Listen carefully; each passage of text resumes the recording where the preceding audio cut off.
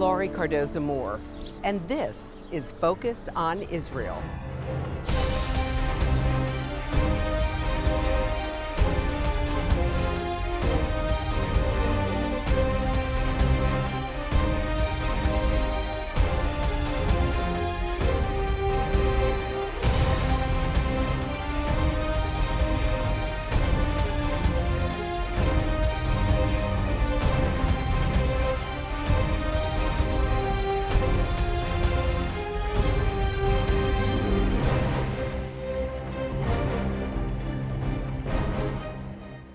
Archaeological finds continue to establish the authenticity of the ancient Jewish home. PJTN was on location just after a Herodian street dated back over 2,000 years and used by Jewish pilgrims was uncovered. The brick road was below ground level, and hundreds of thousands of Jews used it 3 times a year to ascend from the Pool of Siloam to the Temple Mount. As the Romans overtook Jerusalem in AD 70, during the First Jewish-Roman War, with the temple in flames, the last of the Jewish rebels hid in the sewers before being murdered. Hello, I'm Laurie Cardoza-Moore, founder of Proclaiming Justice to the Nations, a nonprofit organization dedicated to educating and sharing the message of Christian biblical responsibility to the people and land of Israel in the face of a growing global anti-Semitism. Proclaiming Justice to the Nations was birthed to stop the silence, to wake up Christians and people of conscience to the realities of a world bent on destroying Israel and the Jewish people. In 2019, I had a unique opportunity to take a tour of a new excavation that once again establishes Jerusalem as a Jewish city from over 2,000 years ago. The Step Street, also known as Jerusalem Pilgrimage Road, is an ancient walkway connecting the Temple Mount from its southwestern corner to Jerusalem's southern gate via the Pool of Siloam. Since 2004, archaeologists in the city of David have been working to uncover this 2,000-year-old road. The street was built at the earliest during the 30s of the Common Era, during the Roman period, and began with the works of Herod. After his death, it was the infamous governor of Judea, Pontius Pilate, who completed the pilgrimage road. At the bottom of the road, archaeologists found the Pool of Siloam. Built some 2,700 years ago during the reign of King Hezekiah, Jewish pilgrims used the Pool of Siloam as a mikveh for ritual purification before walking up the street to the temple. It is also the site where Jesus is said to have healed a blind man. It was considered to be one of the most important areas in Jerusalem during the First Temple period. According to Flavius Josephus, a first-century Roman Jewish historian, at its peak, nearly 3 million people visited Jerusalem during the main Jewish pilgrimage festivals. The Step Street is the road that the pilgrims walked on, Jesus walked on, and is an amazing piece of biblical history. This is a miracle. Everything that you see here is original. This is not, we don't renovate anything. It's These original stones. It's original, we just clean it, discover them, clean. Right. This is what we find, you see what we find. First of all, we start here, you see. Oh my gosh, yes. This tunnel. Yeah. And this tunnel is very special. Is new, it's only 2,000 years old. It's only 2,000 years old. Only 2,000 years old. 2,000 years Thank old. you for clarifying. Yes, yes. We discovered it. I took my small son, and we found here a tunnel 20 centimeters like this. So I told him, okay, let's come to crawl to see.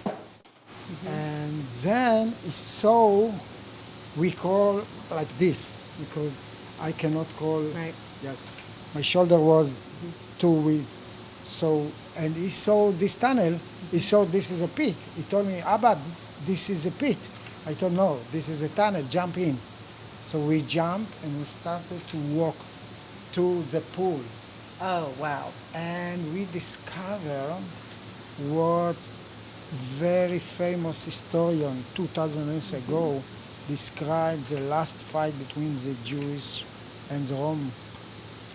And the last Jewish, 2,000 Jewish, Wow. tried to escape from the city through this tunnel to the desert, to the Dead Sea. Right.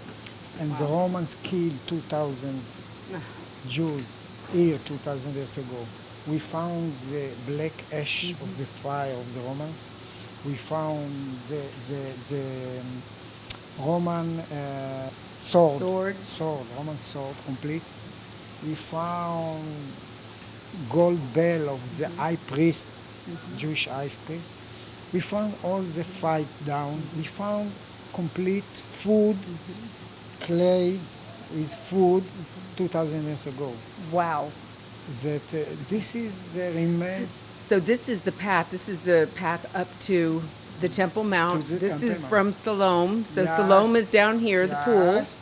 and this is the tunnel underneath where the water would flow. Yes, exactly. Wow. But Herod, the King Herod, he built it as emergency exit from the city. If time of war, your last way is down to escape from the city. So he planned it, and they tried to escape, and the Roman killed them. For us to come back after 2,000 years and to say, you saw that this is the end of Jerusalem, this is the end of the Jewish life. No, we come back to continue. That's right. It was a mission. So Very we come good. back. Yes, Fascinating. this place.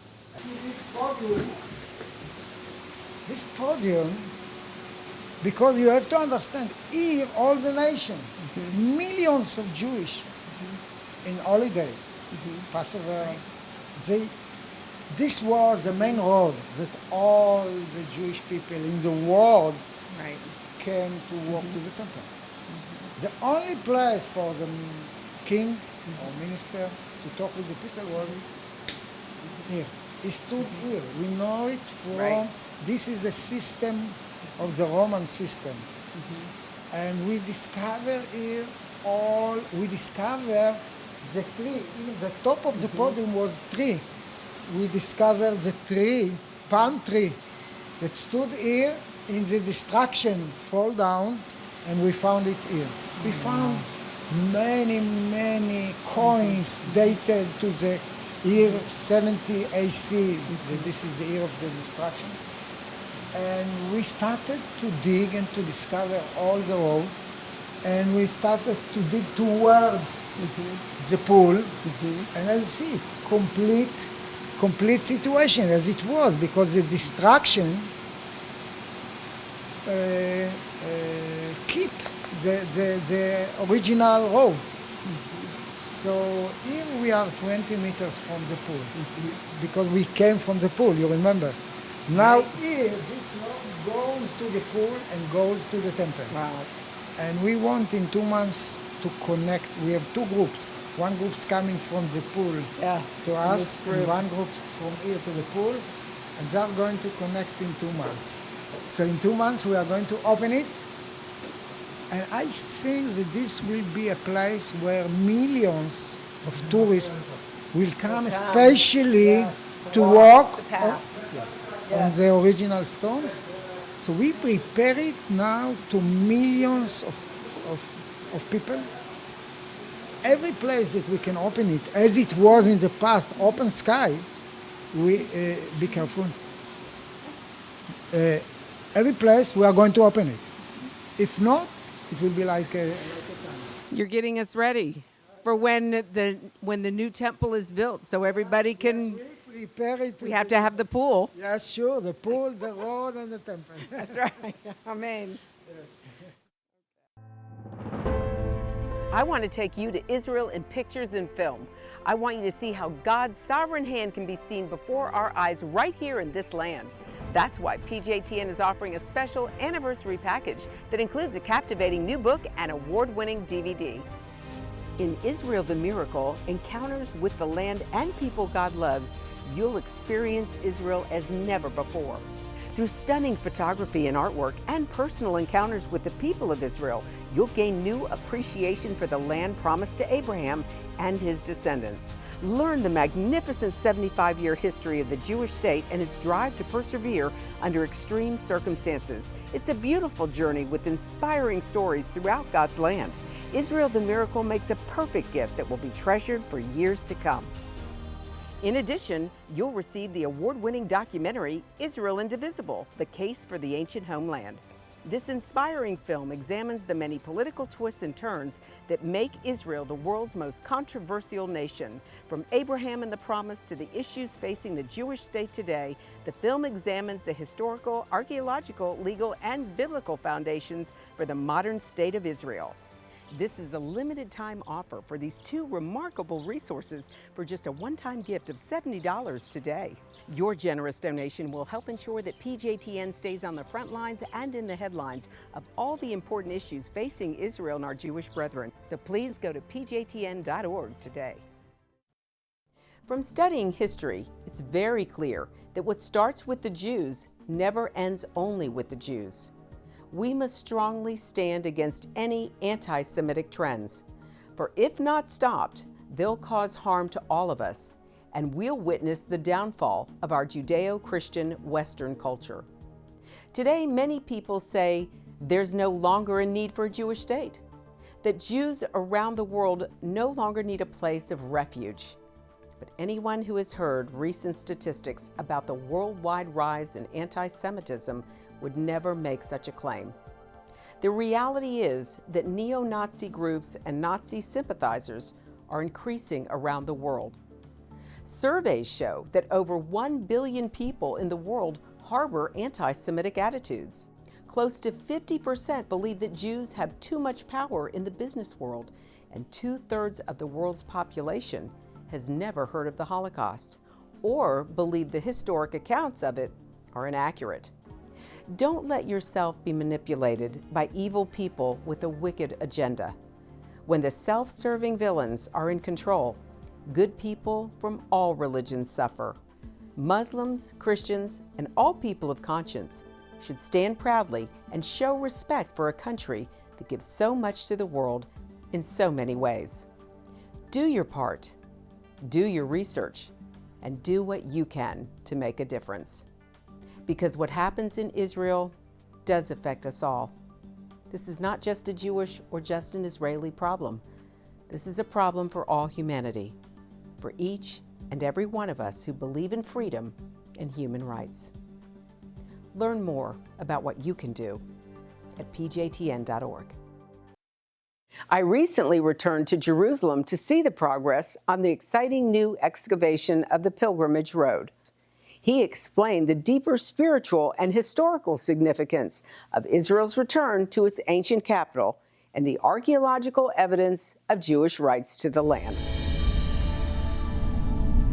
So we're here today in the center of Jerusalem, in the city of David, with Eli Klevs. And Eli is the Director of Development here at the City of David. And we're getting ready to take you on an amazing tour.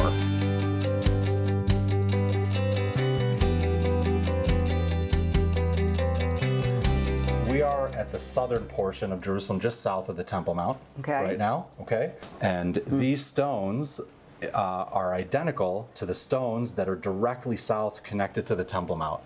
And these stones, they're identical, same masonry, same time period, and they realize that there's a direct connection. These steps have to be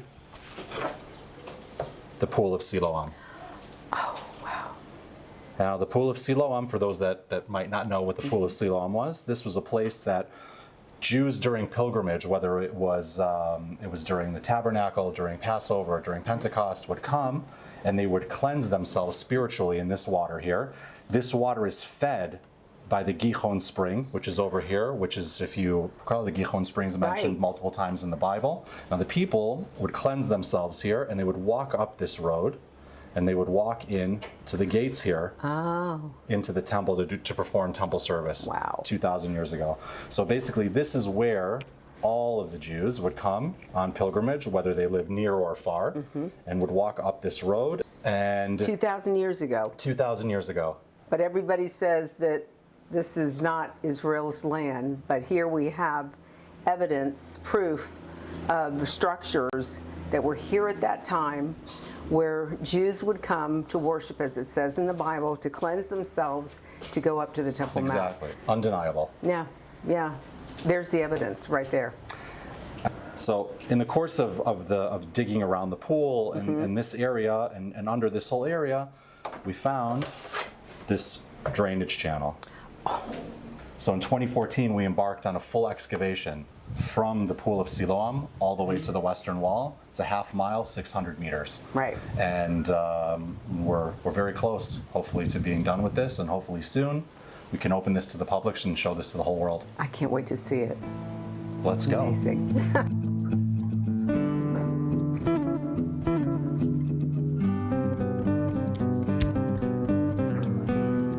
Right now, we're standing on the pilgrimage road, the original pilgrimage road. The stones that you're standing on right now are 2,000 years old. This is the original road. There is no reconstruction here. This is as it was when it was destroyed by Rome in the year 70.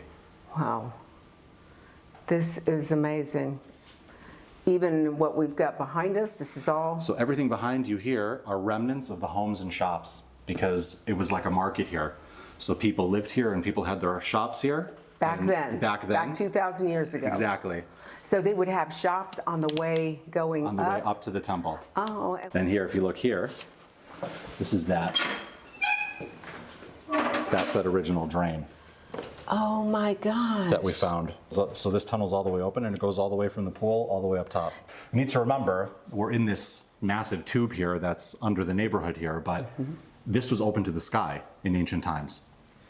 And Jerusalem is conquered and buried and built up again and conquered again. And so there's a lot of layers of dirt in Jerusalem, a lot of layers of city here. Right. And this was at the time open to the sky. These steps here, this podium, it's a one of a kind in Jerusalem, nothing like it's ever been found in Jerusalem. Interesting. And it's halfway between the pool and the temple. And so I guess, what is it? We know from the Talmud, and we also know from historical sources that this would have been most likely a lost and found.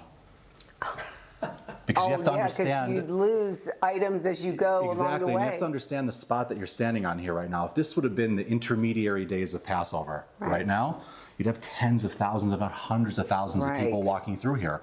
Like, it's nice and quiet for us in here right now, but you have to picture it with the masses, the throngs of people coming through here, losing stuff, and this was quite a central gathering place on the road because it's halfway. Wow. And you could find stuff here, and there would have certainly been someone here like a soapbox, like giving messages to the people that are going through. Right. A soapbox. What a concept. Yeah. Is that where it started? Yeah. Right here. This is the ancient soapbox right here.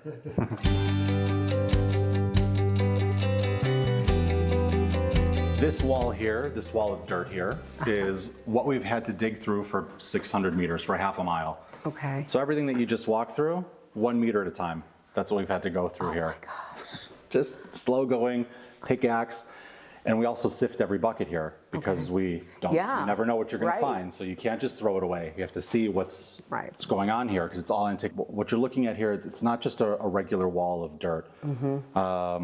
You know, we know what happened on October 7th. Right. And if I were to take one of the kibbutzes that was attacked, and I would bury that kibbutz, and I would come back 2,000 years later and uncover the destruction, that's what this is. This is October 7th of 2,000 years ago when Rome destroyed Jerusalem. Oh my God. So just very quickly, just on a very superficial look here, you can just see here the pottery from the neighborhood that was here at the time. Yeah. Go ahead. So this is pottery shards from 2,000 years ago. 100%. Wow. So we were just at a podium where basically lost and found, and the town crier would have stood, but this is also a place that Jesus could have stood to preach as people were coming up this pilgrimage road. It would be the same road because he was a Jew. People want to say that he wasn't a Jew, that he was a Palestinian, or he was a Christian. I've heard that as well. But here, this would have been, being a Jew, he would have participated in this yearly ritual of going up these pilgrimage steps, this pilgrimage road, and going up to the Temple Mount. So important for us to understand the context.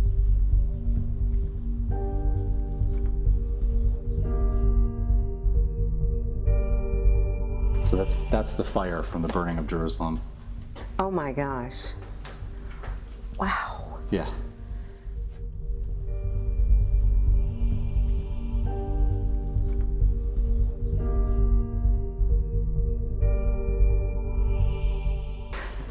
Notice that there's a coin there?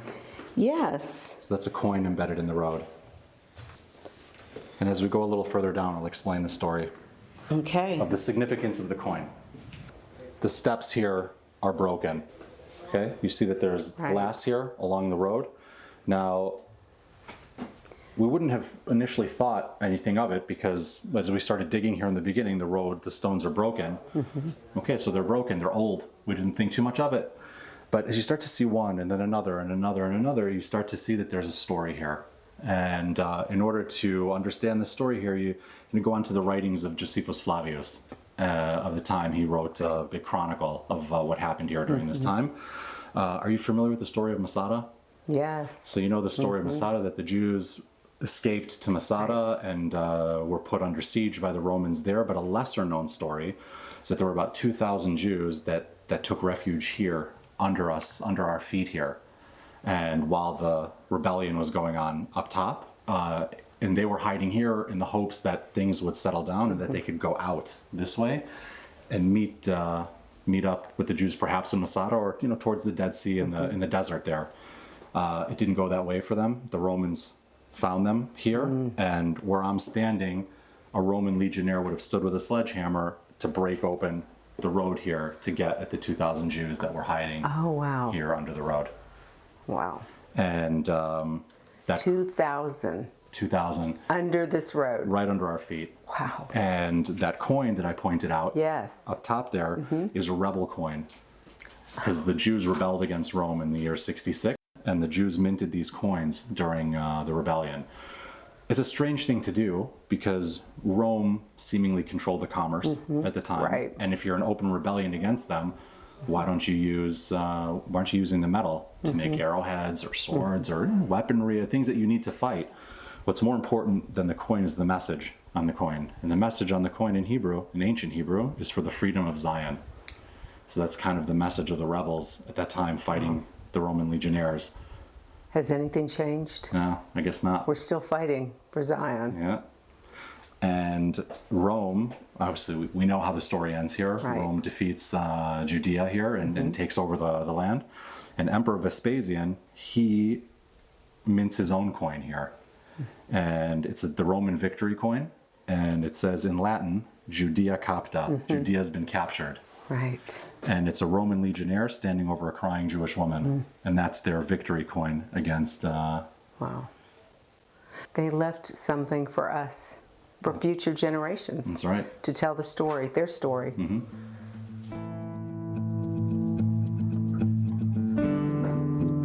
All right, so now we're standing in the Pool of Siloam, and these are the steps that would have constituted the pool. Water would have filled up in different levels here and gone all the way down. And as of recently, just a press release just came out on this, we found this dam wall here. If you see this ancient wall that kind of goes in deep into the pool here, and this wall was actually from the First Temple period, almost 2,800 years ago. Oh my This gosh. wall here. And so this usage as a pool or as a reservoir of water for the city was already in use already in the First Temple period. And this wall evidence is here. And So it's amazing to look at it, after reading the Bible and you read about the Pool of Siloam, but you think in your mind you see a pool where people would go in, they Right. could submerge themselves and then stand back up, maybe 6 to 8 feet deep. This isn't 6 to 8 feet deep. no, this is a bombastic, deep. It looks like it could be 20, maybe almost 30 feet deep. Yes. This is fascinating. Historical, archaeological organizations, what do they say about this dig? Because, you know, the problem with the narrative that Israel wasn't here, this is not their territory, this isn't their land. How do they reconcile with these digs like this? Because this proves that, you know, what was in the Bible, what Christians read in the New Testament about the Pool of Siloam, about the man who was healed by by dipping in the water, being submerged in the water. This is where that happened. This is actually a real part of Israel's history. Well, I think I'll say in short, I think as these digs go along, it becomes more difficult to deny as time goes along. It makes the narrative much more challenging for the other side. Right.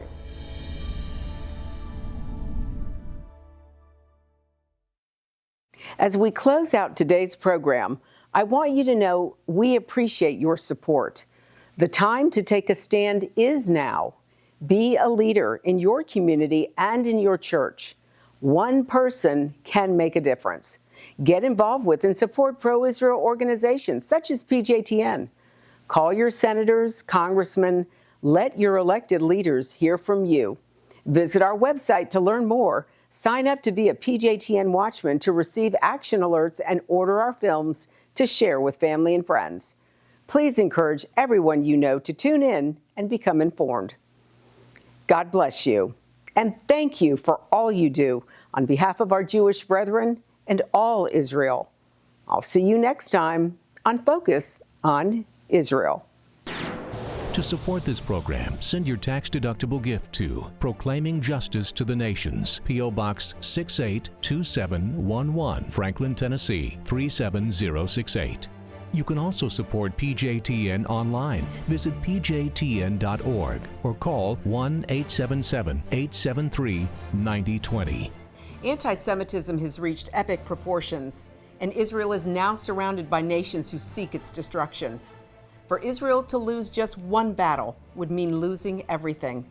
As Christians, it is our biblical responsibility to stand with our Jewish brethren and Israel. PJTN needs your help to reach more Christians with this urgent message. Please visit our website to become a member today and order our award-winning documentaries. You must decide that you won't be silent. Sign up now at pjtn.org.